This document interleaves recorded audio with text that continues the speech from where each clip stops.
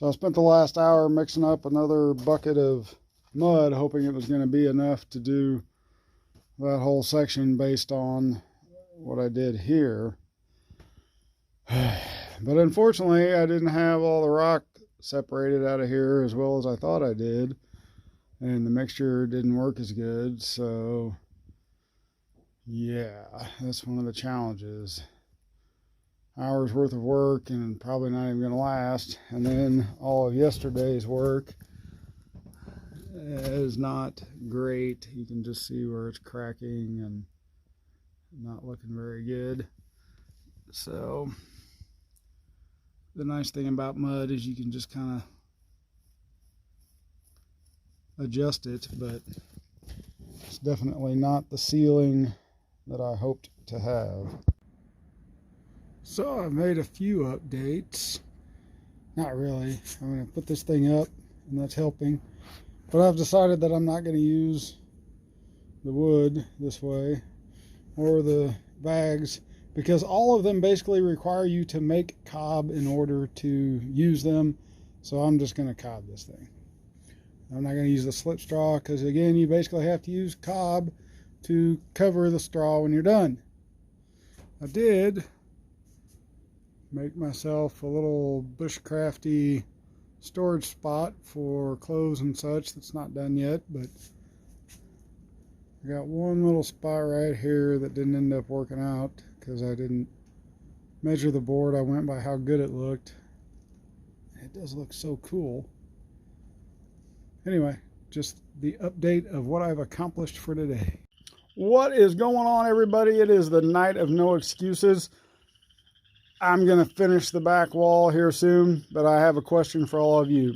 Which would be the best way, in your opinion, to do this? We have cordwood, cob, earth bag, slipstraw, like we have on the front, and we could also make adobe brick. But it's the night of no excuses because I brought out a comfortable bed. I'm tired of not being able to be where I want to be and live the life I want to live and accomplish the things I want to accomplish. So we're officially in our muddy, messy, tiny house, and we're getting it done because 1% a day, this thing will be done, I want to say, by my birthday.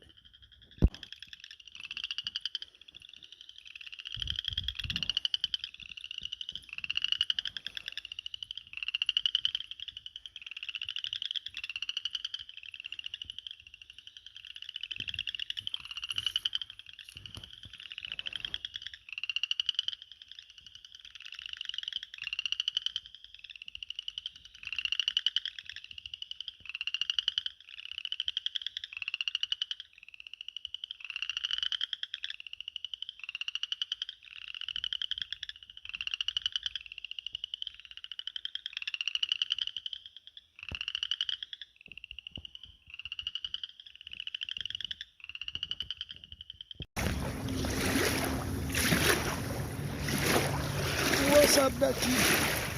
Come here, little ducky. And people been feeding these ducks a little much. If only duck hunting was this easy, I'd probably hit them with a rock.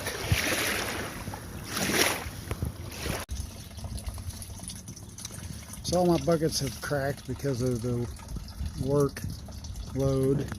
So I'm using the rocks that I sorted and sifted and the hard clay, pouring water in it, and then creating the slip material to pour over the straw that I'll need to create my slip straw walls.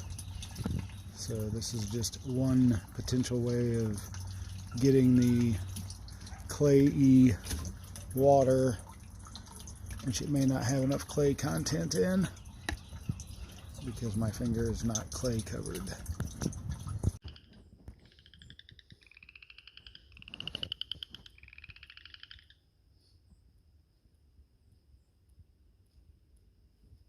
What made him stop?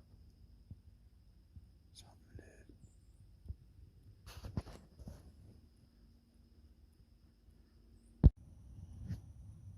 Alright, I've been processing everything. I found a little tool that I can use for smaller grain things. The plastic containers that I had been using just weren't working. The little strawberry containers, they were working actually, they just were taking too long and I wanted to get more done at a time. So I've got, this is just sandy clay that came out of the sand that I sifted. This is sifted mixture, and then I have just what I'm assuming is primarily clay that I'm processing. And my issue is my bags have tiny holes in them, which aren't a big deal when you're putting in big chunks of dirt and things. But when I try to put it into the bags, it just spills right back out. And I don't have enough buckets. But we're having a good time, and we're getting everything together so that we can show how we're going to make all the products that we need for our walls. Though honestly, it went faster just mucking it together at the property. This is a lot of work. And I've got some experimental slip that I'm working with here.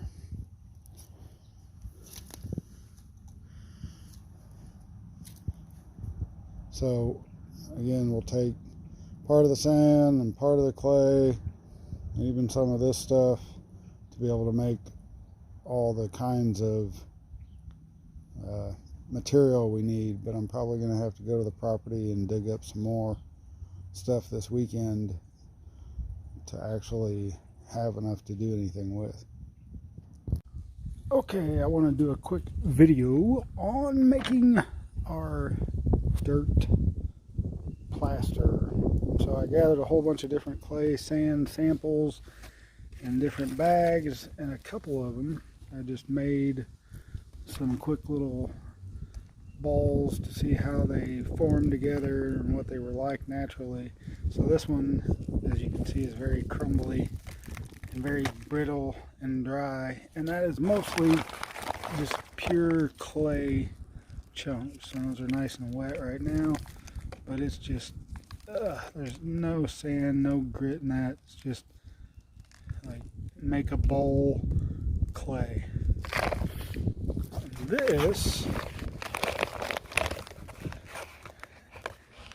And this is still kind of clay-like, but it has a little more grip to it, but not a lot. But this ball is like hard as a rock and not very flaky. Some, but again, it's only been sitting out since yesterday afternoon. So I mean, that thing's like a baseball hard. So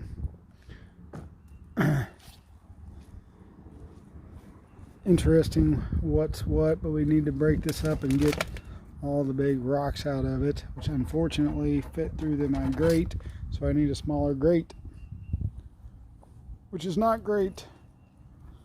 But our ultimate goal is to make a nice beginning, and then hopefully a second coat of thinner clay out of all of this.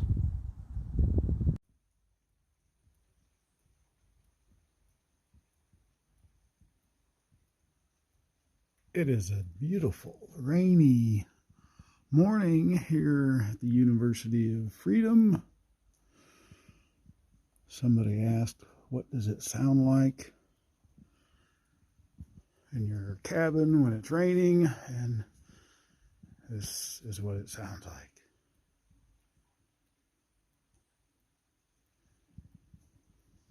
I can't really tell it's raining. I can hear the creek. But it's not raining hard, and it's supposed to be nice in a little bit. So we're going to do some indoor mudding today. And getting ready for warmer weather. Therefore, I want to get ready for being able to enjoy the place a little more, which means finishing it out, which means work, which means mud. And we're still trying to decide, or I'm still trying to decide rather, what I want to do with this back wall. And I'm considering just going ahead and straw baling and claying this side as well. Though that was not my original intention, and maybe just going up to about the window here, even though it's not level. So having to decide how high up I want to go and all that good stuff. This back wall is perturbing me a little bit. And try to figure out how we can do heat. So can I do like a little fireplace in here? Maybe on that side, or even over there, or even right here in the middle. I don't know. So things to think about. But in the meantime, we still got to at least finish this wall. So that's what we're working on today. And I've just been, because it's so wet, digging up some places in the road to try to help the flow of water. And that's what I'm going to use to try to start this inside. And as you can tell, my boards are not perfectly even or anything. So, I don't know where we want to start and how much we'll actually get done, because I don't have a whole lot of this made up, but wanted to do something today, so here we are. Action is better than nothing. So I spent the last hour mixing up another bucket of mud, hoping it was going to be enough to do that whole section based on what I did here. But unfortunately, I didn't have all the rock separated out of here as well as I thought I did. And the mixture didn't work as good, so yeah, that's one of the challenges. Hours worth of work and probably not even going to last. And then all of yesterday's work is not great. You can just see where it's cracking and not looking very good. So the nice thing about mud is you can just kind of adjust it, but it's definitely not the ceiling that I hoped to have.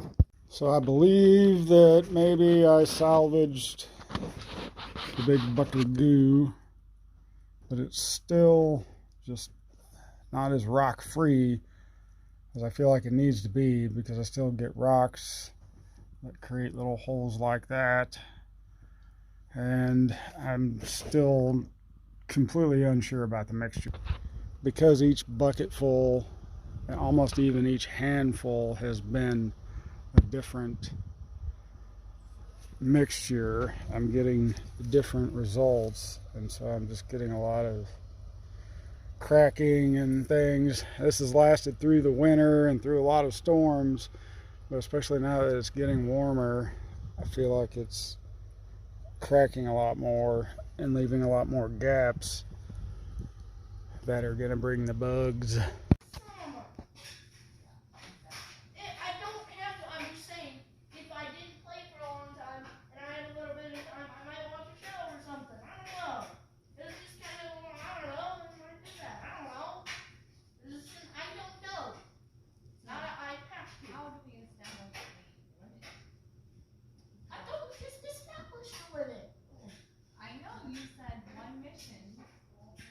And then 2 or 3 shows.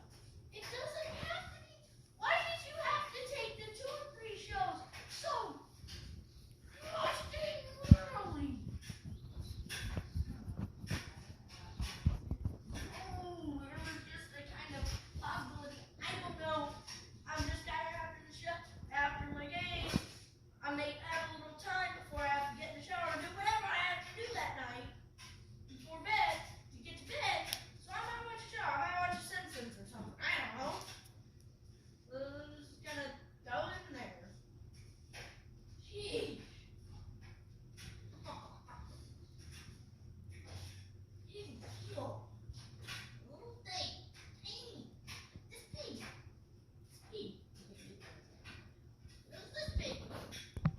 Alright, we're following up. I left a bunch of this clay to dry because it has to dry in order to sift it, because we want to get all the rocks that we can out of it. You can see I got a nice little pile of rocks over there, but just some interesting things. So this bag mixture forms almost a perfect product that we want in the end. This is as hard as a rock. I mean, just not super crumbly, a little bit dry, but with some oil or whatever on it, it would hold up well. So this is almost a perfect mixture. I had a mixture of this that I let dry, and it just crumbled. So it was this stuff, and even dry, it just basically crumbled like that.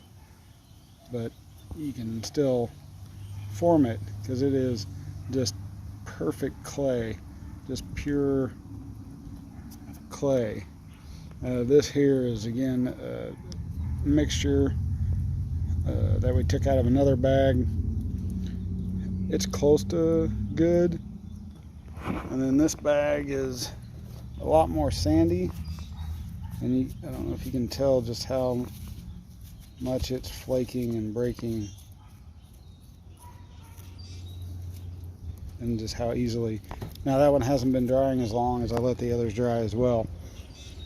So basically when you're making your mud, and the challenge I had doing it on location was just time. So I moved everything here so that I can do it a little more properly, separate and dry my clay and sand and get a little better mixture. But the sand one I'm still not sure how to do because it has so much clay in it. So I have to still figure out how to dry and separate it. But that's it, just taking it out of the ground and making it work. This is a great score here, just with all this clay. I don't even know what else. So many things I want to do with it. So anyway, that is the knowledge update thus far. I'm pretty sad. We came out to the property today, and I understand that they have to clear power lines, but it's pretty sad to see the amount of destruction they left behind, especially that nice big cedar that they knocked down. And just left me a giant mess. Didn't even get to keep the wood chips from all the stuff they chipped up. So I'm not sure what I'm going to do with all this now. I'd love to turn it into some kind of crop, but knowing they've got to come through, it's not going to be trees, I can promise you that. What's up, everybody? Just wanted to do another little update on my cabin. Don't know if you can tell, but I put up some additional support boards, and then I used some bamboo for my middle supports here so that I can make straw bale. I'm going to do straw bale walls up to this height, and then on the outside we'll do the metal that we already have up to the top, and on the inside don't know yet, maybe just drywall after the slip wall. And I'd like to maybe put in some cabinets or something in this space, and maybe in that little one as well. Haven't got to do any practice with my mud on this wall yet. There's a lot of devastation from where they cleaned up, quote quote, the power lines, so I'm a little disappointed there. And I did cut some more boards to cover this side. I haven't got those up yet because I killed my battery trying to cut my little hole. I goofed one of them up and I cut it wrong. So you can see I cut it instead of a notch, got the other way. But basically just, this is how I've found is the best way to attach these boards to the arches on these arch cabins, is just to cut you out a little notch, make it fit tight, or put something underneath it to support it, and you're golden. Still trying to decide if I want any kind of other stuff built onto this wall, but pretty sure I'm just going to straw bale that. Well, good morning, everybody. Hey, what's going on? It's a little late in the day, but I got some stuff going on I wanted to share. So I'm imagining that I want separated space for the bedroom. And so I've just kind of been playing with how to make that work, because my street light shines in, and because of the metal reflective stuff, it illuminates this whole room, this whole building at night pretty well. Having a few challenges and just trying to decide how I want to do it. That's one of the issues with not having a clear plan for everything in your life, is you get in situations like this where you're just not sure and you waste a lot of time guessing. And so get a plan.